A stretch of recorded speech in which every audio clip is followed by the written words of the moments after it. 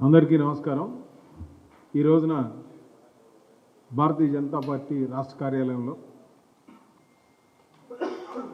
గత 10 రోజుల నుంచి కూడా రాష్ట్రంలో రకరకాలైనటువంటి నెగిటివ్ ప్రచారాలు చేస్తున్నటువంటి వైసీపీ ప్రభుత్వం కానీ, అదేవిధంగా కూటమి ప్రభుత్వంలో ఉన్నటువంటి అభివృద్ధికి మారుపేరైనటువంటి డబ్బులు ఇచ్చిన సర్కారుని అప్రతిష్ట పాలు చేయడానికి చేస్తున్న మంచి పనులు కూడా సరిగా జరగట్లేదని చేసే ప్రచారానికి దాన్ని ఖండించే విధంగా ఈ రోజున ఏం జరుగుతుంది ఈ రాష్ట్రంలో ప్రజలకు వివరించాలనే ఉద్దేశంతో ఈ రోజున ఈ పాత్రికా విలేకరుల ఎలక్ట్రానిక్ మీడియా, ప్రింట్ మీడియా వారికి నమస్కారాలు తెలియజేస్తూ, నాతో పాటు సోదరుడు దిలీప్ గారు, అదేవిధంగా సోదరుడు పీయూష్ గారు, అందరికీ నమస్కారాలు తెలియజేస్తూ, ముందుగా మన అహల్యాబాయ్ గారి 300వ జయంతి సందర్భంగా దేశవ్యాప్తంగా మోడీ గారు వారు తీసుకొచ్చిన సంస్కరణల్ని ఈ రోజున ప్రజలకు తెలియజేయాలి, పాఠ్యాంశాల్లో ఉండాలి. ఇప్పుడు ఈ రోజున మనం 30% రిజర్వేషన్ మహిళలను పెట్టుకుంటా ఉన్నాం. కానీ 300 సంవత్సరాల కిందట మహిళలు ఏ విధమైనటువంటి ఇబ్బందులు పడ్డారు, సతీ సహగమనం అవ్వచ్చు, మరి బయటికి రావాలంటే ఆడవాళ్ళకి స్వతంత్రం లేనటువంటి పరిస్థితి. అటువంటి పరిస్థితుల్లో అహల్యాబాయ్ గారు ఎంతో చొరవ చూపి ఈ సమాజం కోసం పాటుపడినటువంటి వారి గురించి స్మరించుకోవడం ఒకసారి అందరికీ కూడా చేయాలని దేశవ్యాప్తంగా ఈ కార్యక్రమం చేపట్టడం జరుగుతుంది భారతీయ జనతా పార్టీ. అదేవిధంగా ఈరోజు రాష్ట్రంలో మనం కనుక చూస్తే అమరావతి ముఖ్యంగా గత అదృష్టం ఏంటంటే ఈ సంవత్సరం ప్రతి సంవత్సరం కంటే కూడా ఒక నెల రోజుల ముందు మాన్సూన్లు వచ్చినాయి మనకి. ఇది చాలా అదృష్టం, ఎందుకంటే నాగార్జున సాగర్, శ్రీశైలంలో కూడా వాటర్ లేదు. అనుకున్న టైంలో రైతులకి ఉపయోగపడే విధంగా వర్షాలు పడ్డాయి. ఆల్రెడీ శ్రీశైలానికి వరద వస్తూ ఉంది. ఈ సందర్భంలో నిన్న మొన్న ఇవాళ అంబటి రాంబాబు కూడా మాట్లాడుతూ ఉన్నాడు. ఏమనంటే అమరావతిలో నీళ్లు తోడారు, మళ్ళీ నీళ్ళు వచ్చినాయి అని. మరి నిన్న బాంబేలో వర్షం పడితే మొత్తం కార్లు కూడా కొట్టుకుపోయే పరిస్థితి. నేను ఎన్నోసార్లు చూశాను, బాంబేలో వర్షం వస్తే ట్రైన్లు ఆగిపోతాయి, లోకల్ ట్రైన్స్ అన్నీ కూడా అవుట్ ఆఫ్ స్టేట్ నుంచి వచ్చా కూడా ఆగిపోతాయి. అది కూడా బాంబేలో చూసాం, ఢిల్లీలో చూసాం మనం. మొన్న వర్షానికి ఏ విధంగా ట్రాఫిక్ ఆగిపోయింది, కార్లు మునిగిపోయినాయి. చెన్నైలో చూసాం మనం 3-4 సార్లు, బెంగళూరు చూసాం, హైదరాబాద్ చూసాం. రేవంత్ రెడ్డి ముఖ్యమంత్రి అన్నాడు ఈ సిటీని ఏ విధంగా మనం బాగు చేయాలి ఈ వరదలు వస్తాయని. సో అటువంటిది వర్షం విపరీతంగా వచ్చినప్పుడు ఎక్కడైనా ఆఖరి కర్నూలు కూడా మునిగిపోయినటువంటి పరిస్థితి 2009లో రోసీ గారు సీఎంగా ఉన్నప్పుడు. మరి అమరావతిలో చిన్న వర్షానికి మామూలుగా నీళ్లు పడితేనే మునిగిపోతుంది, అక్కడ పనులు జరగట్లేదని ఒక ప్రచారం చేస్తున్నారు వైసీపీ వాళ్ళు. ఈరోజు నేను ఒకటే చెప్తున్నాను, అమరావతి అభివృద్ధి కోసం కంకణం కట్టుకున్నటువంటి వ్యక్తులు ప్రధానమంత్రి నరేంద్ర మోడీ గారు, ముఖ్యమంత్రి చంద్రబాబు నాయుడు గారు. దీనికి నెగిటివ్ ఏంటంటే అమరావతిని అంతం చేయడమే ధ్యేయంగా పెట్టుకున్న వ్యక్తి జగన్మోహన్ రెడ్డి. ఇది వైసీపీకును కూటమికి తేడా. అదేవిధంగా ఆంధ్రులకు ఒక మంచి గ్రీన్ ఫీల్డ్ రాజధాని ఇవ్వాలనేదే మోడీ గారు, చంద్రబాబు నాయుడు గారి ఉద్దేశం. దానికోసం ఈ రోజున ప్రపంచంలో ఒక పాత ఇంటిని రిపేర్ చేయాలంటే చాలా కష్టం, అదే కొత్త ఇల్లు కట్టడం చాలా ఈజీ. అది మనకు కావాల్సినటువంటి ఆలోచనల విధంగా మనకు కావాల్సిన విధమైనటువంటి ఫెసిలిటీస్తో కట్టుకోవచ్చు. అదేవిధంగా రాజధాని కూడా కొత్తగా కడుతున్నప్పుడు పక్కన కృష్ణా రివర్ ఉంది, కావాల్సినటువంటి బ్రహ్మాండమైనటువంటి ల్యాండ్ ఉంది. రైతులు ఎంతో చొరవతో త్యాగాలు చేసి వాళ్ళ రైతులు ల్యాండ్ ఇచ్చారు. ఓ పక్కన గుంటూరు, ఓ పక్కన విజయవాడ, ఇంకో పక్కన తెనాలి, మంగళగిరి, అది కాకుండా మద్రాసుకు కానీ, బెంగళూరుకు కానీ, హైదరాబాద్కు కానీ, ఇటు భువనేశ్వర్కి కానీ 4 స్టేట్లకు సంబంధించి ఈ యొక్క హైదరాబాద్కి వీటన్నిటికీ కూడా సెంటర్ పాయింట్ మన అమరావతి రాబోతూ ఉంది. ఈ రోజున వైసీపీ ఆల్రెడీ వాళ్ళు 11 సీట్లతో ఏ విధంగా సర్దుకున్నారో వారికి ఈ అమరావతిని ఏదో విధంగా ప్రతిరోజు కూడా నేను వస్తాను, మీ సంగతి చూస్తాను అని మాట్లాడుతూ ఉన్నాడు. ఆయన వచ్చేది లేదు, ఆయన చూసేది లేదు. ఒక్క 5 సంవత్సరాలకే జనాలు భయపడి పారిపోయే పరిస్థితి. డెవలప్మెంట్ అనేది జీరో.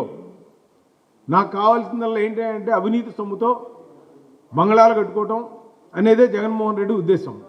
ఈ రోజున ఈ రాష్ట్రంలో కనుక మీరు కనుక చూసినట్లయితే ముఖ్యంగా నిన్న కేంద్ర ప్రభుత్వం క్యాబినెట్లో అప్రూవల్ చేయడం జరిగింది. బద్వేలు టు నెల్లూరు 3,653 కోట్ల రూపాయలతో ఒక గ్రీన్ఫీల్డ్ రోడ్డును మళ్ళీ అక్కడ రెడీ చేయటం. ఇంతకుముందు ఆల్రెడీ మనకి బెంగళూరు టు మేదరమెట్ల 350 కిలోమీటర్లతో 20,000 కోట్ల రూపాయలతో వర్క్ జరుగుతూ ఉంది. 14 రీచ్లు వాటిని టెండర్లు అయిపోయి ఈరోజు వర్క్ జరిగి జనవరి 26కి ఓపెన్ చేయాలనే టార్గెట్ పెట్టడం జరిగింది.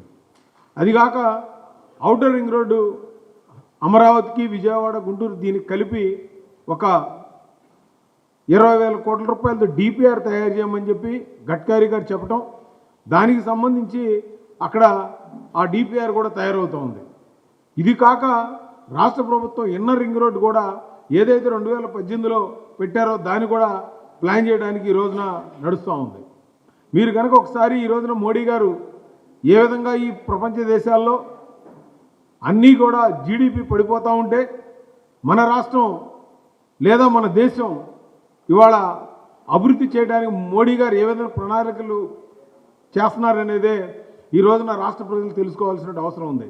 2013లో కనుక మనం చూస్తే మన జీడిపి 4.8%. ఈ రోజున మన జీడిపి 7.4 ఉంది యావరేజ్ వచ్చి మనకి. ఈ రోజు కనుక మనం ఒకసారి ఆలోచిస్తే ప్రపంచంలో ఆర్థిక శక్తిలో జపాన్ కంటే కూడా ఈ రోజున మనం ముందుకు రాగలిగాం. ఇవాళ 4వ స్థానానికి వచ్చాం. మనకి దరిదాపుగా అమెరికా 30 ట్రిలియన్స్ ఉంటే అదేవిధంగా చైనా 19 ట్రిలియన్స్ ఉంది వాళ్ళ జీడిపి. ఇవాళ మన భారతదేశం 4 ట్రిలియన్కి రావడం జరిగింది దరిదాపుగా. నెక్స్ట్ 4-5 ఇయర్స్లో మనం 3వ ప్లేస్కి ఏదైతే జర్మనీ ఉందో దాన్ని క్రాస్ చేసి వెళ్ళే పరిస్థితి ఉంది. మనందరం ఒకటి గుర్తుపెట్టుకోవాలి, ఇవాళ జపాను ఉన్నా జర్మనీ ఉన్నా వాళ్ళ జనాభా 12 కోట్లు 10 కోట్లు ఆ రేంజ్లో ఉంటారు. కానీ మనకి 145 కోట్ల జనాభాతో ఎంత కష్టపడితే కానీ ఆ యొక్క జీడిపిని మనం ముందుకు తీసుకెళ్ళలేనటువంటి పరిస్థితి. అందుకనే ఈరోజు దేశంలో కానీ ప్రపంచంలో కానీ ఓ పక్కన మనం మన పాకిస్తాన్తో వారు టూరిస్టుల మీద దాడి జరిపితే ఈ ప్రపంచంలో ఎక్కడైనా సరే టెర్రరిజాన్ని కానీ నక్సలిజాన్ని కానీ ఉంచకూడదనేదే ఈ రోజున శాంతి భద్రతలు ఉండాలి అని మోడీ గారు కానీ అమిత్ షా గారు కానీ ఈరోజు కొన్ని కార్యక్రమాలు చేపట్టడం జరిగింది. అందుకే పాకిస్తాన్ మీద దాడి జరిగితే అక్కడ మీరు కనుక ఒకసారి ఆలోచించినట్లయితే టెర్రరిస్టులు ఏవైతే స్థావరాలు ఉన్నాయో వాటి మీద మనం దాడి చేయడం జరిగింది. ఈ రోజున మనం మరలా ఈ దేశం ముందుకు వెళ్ళే పరిస్థితి ఉంది కాబట్టి మన దేశం మొదటి నుంచి కూడా ఎవరి మీద యుద్ధం చేయడం మన ఉద్దేశం కాదు కాబట్టి మన దేశ అభివృద్ధి మన ప్రజల యొక్క ప్రాణాలు కానీ మన ప్రజల యొక్క ఆర్థిక అభివృద్ధిని మనం గుర్తుపెట్టుకుంటాం కాబట్టి మోడీ గారు మరలా ప్రస్తుతానికి విరామం చేసి ఈ యొక్క దేశంలో ఉన్నటువంటి మన ఆర్థిక అభివృద్ధిని ముందుకు తీసుకెళ్తున్నటువంటి ఘనత మోడీ గారికి దక్కుతుంది. అదేవిధంగా ఒక 7 టీముల్ని దరిదాపుగా 50 దేశాలకు పంపించి ఎందుకు మనం అక్కడ టెర్రరిస్ట్ స్థావరాల మీద మనం వార్ చేయాల్సి వచ్చిందనేదే అన్ని దేశాలకు వెళ్ళి ఈ రోజున మన పురంధేశ్వరి గారు కావచ్చు రకరకాలైనటువంటి టీమ్స్ అందరూ కూడా ఇక్కడ తెలుగుదేశం తరఫున ఈ రాష్ట్రంలో శ్రీకృష్ణదేవరాయలు 7 టీములు కూడా జపాన్ కానీ యూరోప్ కానీ గల్ఫ్ కంట్రీస్ కూడా వెళ్ళి అక్కడంతా కూడా ఈరోజు మొత్తం వాళ్ళందరికీ వినిపించడం జరుగుతూ ఉంది మన యొక్క ఉద్దేశం ఏంటనేది.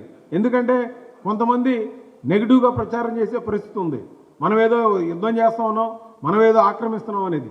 ఎప్పుడు కూడా భారతదేశం మన జోలికి వస్తే మనం మాట్లాడతాం తప్పితే ఒకళ్ళు దాంట్లో జోక్యం చేసుకోకుండా మన ఈ దేశ యొక్క శాంతి భద్రతలు ప్రజల యొక్క శ్రేయస్సునే గుర్తుపెట్టుకునేటువంటి చరిత్ర మన భారతదేశం. అందుకనే ఈ రోజున మరి దేశంలో ఒకసారి మనం కనుక ఆలోచిస్తే ఈ వాణిజ్యం ఏదైతే ఉందో ఇతర దేశాలతో ఈ వారు వల్ల ఏమాత్రం నష్టం జరగకుండా ఎటువంటి ఇబ్బంది లేకుండా మామూలుగా అయితే వారు వస్తే అన్ని దేశాల్లో కూడా ఇప్పుడు పాకిస్తాన్లో చూసాం అక్కడ వాళ్ళకి గోధుమలు కానీ బియ్యం కానీ రేట్లు పెరిగిపోయినాయి. ఇక్కడ మన దగ్గర అటువంటి పరిస్థితి కాదు. అందుకనే ఈ రోజున మన అందరం కూడా ఈ దేశం గురించి కానీ ఈ రాష్ట్రం గురించి కానీ మోడీ గారు పోలవరం ప్రాజెక్టును పూర్తి చేయడానికి ఆల్రెడీ మనకి 12,000 కోట్ల రూపాయలు ఇవ్వడం జరిగింది. అదేవిధంగా మొన్న మే 2వ తారీఖున మన అమరావతిలో మీటింగ్ పెట్టిన రోజున మొత్తం 50,000 కోట్ల రూపాయలకి మనం శంకుస్థాపన చేయడం జరిగింది. ఏదైతే రాజధాని ఉందో 2019 తర్వాత ఏదైతే జగన్మోహన్ రెడ్డి ఆపాడో దాన్ని పూర్తి చేయడానికి దరిదాపుగా 15,000 కోట్ల రూపాయలు ఏడీబీ నుంచి, అదేవిధంగా 12,000 కోట్ల రూపాయలు హట్కో నుంచి, అదేవిధంగా టీడీఆర్ బాండ్స్ నుంచి 22,000 అమరావతి బాండ్స్ నుంచి 22,000 కోట్ల రూపాయలు దాన్ని రైజ్ చేయడం కానీ, అదేవిధంగా జర్మనీ బ్యాంక్ నుంచి 5,000 కోట్ల రూపాయలు, ఇవన్నీ కూడా ఈ అమౌంట్తో టెండర్లు పిలిచి ఆల్రెడీ వర్క్ స్టార్ట్ అవుతూ ఉన్నాయి. అది కాకుండా నెక్స్ట్ 3 ఇయర్స్లో కూడా కేంద్ర ప్రభుత్వం ఒక న్యూయార్క్ సిటీయో లేకపోతే ఒక వాషింగ్టన్ డీసీయో ఒక ప్రతిష్టాత్మకమైన సిటీ ఏ విధంగా ఉంటుందో ఆ విధంగా చేస్తామని చెప్పి మేమందరం కలిసి దీన్ని కంప్లీట్ చేస్తామని చెప్పి మోడీ గారు ఆ రోజున మరి పవన్ కళ్యాణ్ గారు అదేవిధంగా చంద్రబాబు నాయుడు గారు చెప్పడం జరిగింది అందరి సమక్షంలోనే. అందుకనే రాష్ట్ర ప్రజలందరూ కూడా గుర్తుపెట్టుకోండి, బ్రహ్మాండమైనటువంటి రాజధాని రాబోతూ ఉంది. అదేవిధంగా పోలవరం కూడా 27కి కంప్లీట్ చేస్తామని చెప్పడం జరిగింది. మొన్న మీరు కనుక చూస్తే ఆల్ సిఎస్లతో ప్రతి రాష్ట్రంలో ఉన్నటువంటి ప్రాజెక్టుల గురించి రివ్యూ చేయడం జరిగింది మోడీ గారు. ఇక్కడ సిఎస్ విజయానంద గారితో కూడా ఆయన రివ్యూ చేయడం జరిగింది. రాష్ట్రంలో ఏ ప్రాజెక్ట్ ఉన్నా చాలా ఫాస్ట్గా చేయాలని. అన్నిటికంటే ముఖ్యమైన విషయం, మొన్న చంద్రబాబు నాయుడు గారు పోలవరం నుంచి బనగచెర్లకి ఒక బ్రహ్మాండమైనటువంటి ప్రాజెక్ట్ని 80,000 కోట్ల రూపాయలతో డిజైన్ చేసి కేంద్ర ప్రభుత్వానికి పంపించడం జరిగింది. దానికి 50% అడిగితే దానికి కూడా 50% ఇవ్వడం జరుగుతుందని చెప్పి మన కేంద్ర ప్రభుత్వం చెప్పడం జరిగింది. ఈరోజు కనుక ఏదైతే పోలవరం నుంచి ఆ కుడికాలం ఉందో పట్టిసీమ ఏదైతే ఉందో ఆ పట్టిసీమని వెడల్పు చేసి తీసుకొచ్చి కృష్ణానది ఇబ్రహీంపట్నం దగ్గర కలిపితే ఆ వాటర్ని తీసుకొని అక్కడి నుంచి పంపు చేసి బొల్లాపల్లికి 150 టీఎంసీ నింపే విధంగా దాన్ని ప్రణాళిక రచించడం జరిగింది. అక్కడి నుంచి బొల్లాపల్లి నుంచి అది వినుకొండ కాన్స్టిట్యున్సీలో ఉంది. నల్లమల ఫారెస్ట్ మధ్య కొండల మధ్య బ్రహ్మాండమైనటువంటి ఖాళీ స్థలం ఉంది.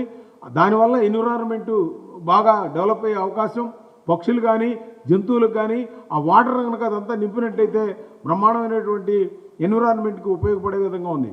అక్కడ బొల్లాపల్లి నుంచి తీసుకొని వెళ్ళి మళ్ళా బనగచెర్లకి మళ్ళా 4 లిఫ్ట్లతో అక్కడ తీసుకువెళ్తే రాయలసీమకు వాటర్ ప్రాబ్లం ఉండదు.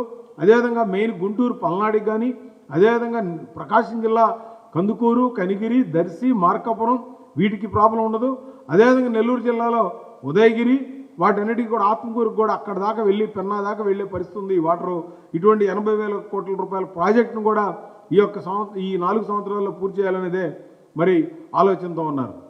ఇక అన్నిటికంటే ఇక ఈ మధ్య సంవత్సరం కూడా కాలేదు, ఏమీ జరగలేదు. వాళ్ళ అంబటి రాంబాబు స్టేట్మెంట్ ఇచ్చాడు. నేను అడుగుతా ఉన్నాను, ఈ జగన్మోహన్ రెడ్డి రోజు దాంట్లో అవినీతి జరిగింది, దీంట్లో అవినీతి జరిగిందని చెప్పి మాట్లాడుతూ ఉన్నాడు. అవినీతి గురించి జగన్ మాట్లాడే అర్హత ఆయనకి ఎక్కడుంది? ఆయనకి 4 ప్యాలెస్లు కట్టుకొని ఎక్కడెక్కడో ఆయన శని ఆదివారాలు బెంగళూరు వెళ్తాడు. మొన్నటిదాకంటే కేసీఆర్ ఉన్నాడు కాబట్టి హైదరాబాద్ ఇప్పుడు అక్కడ కూడా వెళ్ళట్లా. అదే అక్రమ కేసులు అని చెప్పి సజ్జలు మాట్లాడుతూ ఉన్నాడు. సజ్జలకి ఏ అర్హత ఉందని మాట్లాడతాడంటే ఉన్నప్పుడు ఒక షాడో సీఎం లాగా బిహేవ్ చేసి డబ్బులన్నీ కూడా వసూలు చేసి అక్కడ పంపించిన వ్యక్తి ఆయన. మరి అదేవిధంగా ఆడవాళ్ళ భద్రత గురించి ఈ రాష్ట్రంలో అక్కడ ఇది జరుగుతున్నాయి మాట్లాడుతున్నాడు అంబటి రాంబాబు. అంబటి రాంబాబుకి ఎక్కడ అవుతుందని నేను అడుగుతూ ఉన్నాను. అదే తిరుమల పవిత్రత గురించి మాట్లాడుతూ ఉన్నారు. అక్కడ ఆ యాక్సిడెంట్ జరిగింది, ఈ యాక్సిడెంట్ జరిగిందని. మీరున్నప్పుడు అసలు లడ్డు గురించి కల్తీ ఏ విధంగా జరిగిందో, ఏ విధమైన నాసిరకమైనటుందో మనకు తెలుసు. అది భూమన మాట్లాడుతున్నాడంటే మరీ దారుణమైన పరిస్థితి. అదే మొన్న రోజే అక్కడ స్టేట్మెంట్ చూశాను, అది సంస్కారం లేదు, వీళ్ళకి అసలు సంస్కృతి లేదని మాట్లాడతారు. రోజా గారు కూడా సంస్కారం సంస్కృతి మాట్లాడుతున్నారంటే ఇది మరీ దారుణమైనటువంటి పరిస్థితి. అదేవిధంగా అవినాష్ రెడ్డి మొన్న అంత హింస జరుగుతూ ఉంది, ఆ హింసకి ఏదో ఒక ఆయన మారుపేరు అన్నట్టుగా మాడుతున్నాడు అవినాష్ రెడ్డి. అదేవిధంగా సాక్షి పేపర్ రోజు అదొక పాంప్లెట్ లాగా మాట్లాడుతూ ఉన్నారు. ఏది పడితే అది రాయటం, ఒక మంచిదున్నా కూడా దాన్ని రాయకపోవడం అనేది వదిలేసి ఎప్పుడు పేపర్ కూడా న్యూట్రల్గా ఉండి ప్రజలకు మంచి అయితే మంచి చెప్పాలి, చెడేది చెడు చెప్పాలి. కానీ ఏది పడితే అది రాస్తా ఉందంటే నీతి నిజాయితీకి మారిపోయారని చెప్తున్నప్పుడు అది కూడా నా ఉద్దేశం అలా రాయడం కరెక్ట్ కాదు. ఈ రాష్ట్ర అభివృద్ధిలో పాలు పంచుకోవాలని నేను కోరుకుంటున్నాను. అదేవిధంగా ఈ మొన్న గోరంట్ల మాధవ్ అరెస్ట్ చేసినప్పుడు మాట్లాడుతూ ఉన్నాడు, మా ఫోన్స్ అన్ని ట్యాప్ చేస్తున్నారు, వీడియో కాల్స్, ఇటువంటి వాళ్ళు మాట్లాడుతున్నారు. వీళ్ళ క్యారెక్టర్ ఏంటో మనకు తెలుసు. అదేవిధంగా విడుదల రజనీ అయితే మొన్న ఈ రాష్ట్రం ఏదో ఏదేది పాకిస్తాన్ లాగానో ఆఫ్ఘనిస్తాన్ లాగా అయిపోతూ ఉంది, ఇక్కడ అరాచకాలు జరుగుతూ ఉన్నాయి. మీకు ఎక్కడో తెలంగాణ నుంచి ఇక్కడికి వచ్చి గెలిచి ఇక్కడ ఈ రాష్ట్రం గురించి చెల్లూరుపేట గురించి అభివృద్ధి గురించి మాట్లాడుతున్నారని 5 సంవత్సరాలు ఏం చేశారంటే మీ మీద ఆ పెట్టిన కేసులు చూడండి, ఎవరైతే మీకు డబ్బులు ఇచ్చారో వాళ్ళే మీ గురించి మాట్లాడుతున్నారు. అదేవిధంగా పెద్దరికం గురించి పెద్దిరెడ్డి మాడుతూ ఉన్నాడు, ఏది ఈ రాష్ట్రంలో చాలా నేను నీతివంతుడిని అని. మరి మీరు ఏమేమి గనులు మీరు ఎలక్ట్రిసిటీలో ఉండగా ఏమేం చేశారో మొత్తం అందరికీ తెలుసు. అదేవిధంగా ఈ రాష్ట్రంలో అప్పిరెడ్డి కూడా దాడుల గురించి పార్టీ ఆఫీసుల జనాల మీద దాడుల, మాచర్ల మీద వెళ్తున్న జనాల మీద, బీజేపీ వాళ్ళ కార్యకర్తల మీద ఏమేం చేశారో అంతా తెలుసు. ఈ రోజున ఈ రాష్ట్రంలో ఇటువంటి నాయకులు ప్రతిపక్షంలో ఉన్నారు. వీళ్ళు ఇప్పటికైనా కనువిప్పుగా కళ్ళు తెరిచి ఈ రాష్ట్ర అభివృద్ధిలో పాల్పంచుకోవాలని, అదేవిధంగా ఈ రాష్ట్రానికి సంబంధించి అమరావతిని 100% నెక్స్ట్ 3 సంవత్సరాల్లో ప్లాట్లు బ్రహ్మాండంగా రైతులకు ఇచ్చి, అదేవిధంగా ఇక్కడ ఉన్నటువంటి ఈ మన పోలవరం ప్రాజెక్టు కానీ, బనగచెర్ల కానీ, రాయలసీమ ప్రాజెక్ట్స్ కానీ వీటన్నిటిని కూడా పూర్తి చేయడం జరుగుతుంది. అదేవిధంగా గ్రీన్ హైడ్రోజన్ ప్రాజెక్ట్స్, అదేవిధంగా ఈ సోలార్ విండ్ ఇవాళ 2027కి భారతదేశంలో నెంబర్ 1 రాష్ట్రంగా ఆంధ్రప్రదేశ్ రాబోతూ ఉంది. సోలార్లో మనకి మ్యాక్సిమం కుస్మా ప్రాజెక్ట్ కింద కూడా 1500 మెగావాట్లు ఇవ్వడం జరిగింది. ఇది కాక దరిదాపుగా 15-20 వేల కోట్ల రూపాయలు సోలార్ రావడం వల్ల దాన్ని బ్యాటరీలు పెట్టి బ్యాటరీల ద్వారా స్టోర్ చేయడం వల్ల ఫ్యూచర్లో మనకి ఎప్పుడు కూడా ఈ కరెంటు కొరత రాదు. ఈ థర్మల్ పవర్ వల్ల పొల్యూషన్ తగ్గుతుంది. అదేవిధంగా వాటర్ లేకపోయినా కూడా డ్యాముల్లో మనకి కనీసం ఈ సోలార్ విండు రాబో కాలంలో గేమ్ చేంజర్ అవబోతుంది ఆంధ్ర రాష్ట్రంలో. మరి అటువంటి అభివృద్ధి కార్యక్రమాలు చేస్తూ ఉంటే ఈ కళ్ళు మూసుకొని నిద్రపోతున్నటువంటి వైసీపీ వాళ్ళు మాట్లాడుతున్నారు. అందుకనే మోడీ గారు కంకణం కట్టుకున్నారు, చంద్రబాబు గారు కూడా అమరావతిని పూర్తి చేయడానికి. మరి ఈ యొక్క కార్యక్రమం ద్వారా మీ ద్వారా ప్రజలకి నేను మీకు ఒకటే మనవి చేస్తూ ఉన్నాను, ఈ రాష్ట్ర ప్రజలు ఈ అభివృద్ధిలో భాగస్వాములు కావాలి. విదేశీ పెట్టుబడులు ఎవరైతే పెట్టదలుచుకున్నారో నిరభ్యంతరంగా పెట్టవచ్చు. ఈ రాష్ట్రంలో మళ్ళీ జగన్మోహన్ రెడ్డి వచ్చే ప్రశ్నే లేదు. ఎందుకంటే చాలామందికి భయపెడతా ఉన్నాడు, బ్లాక్మెయిల్ చేస్తూ ఉన్నాడు. అందుకని ఎవరైతే విదేశాల్లో ఉన్న ఎన్ఆర్ఐస్ ఉన్నారో మీరు ఇక్కడికి వచ్చి పెట్టుబడులు పెట్టాల్సిందిగా భారతీయ జనతా పార్టీని మీ అందరిని కూడా ఆహ్వానిస్తూ నేను సెలవు తీసుకుంటున్నాను. Thank you.